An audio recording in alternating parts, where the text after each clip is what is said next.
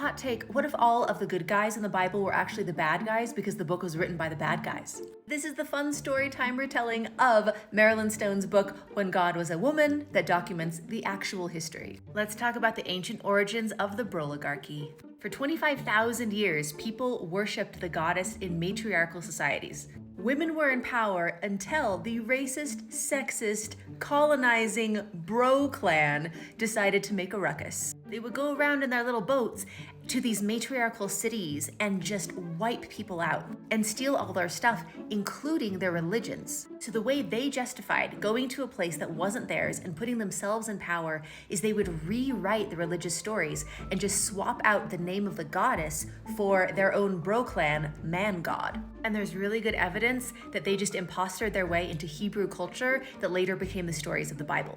So remember, matriarchal societies were about taking care of everyone. It was inclusive, it was communal. And Bro Clan was all about, I want to be in power, I want all the best stuff, I don't want to work, I want everyone else to work for me. Because man, God says I'm better. So in the Bible, they talk about the 12 tribes of Israel.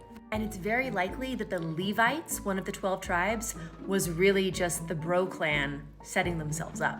When it was time for war, oh, those 11 tribes, they can go and fight, but the Levites / Bro Clan, I'll stay back and I'll toot my little trumpet and tell you when to fight and tell you when to stop and not get hurt. And instead of the temple being where they were growing communal crops and taking care of everyone, Bro Clan / Levites were like, actually, all these crops are for us, and we're gonna be the religious leaders.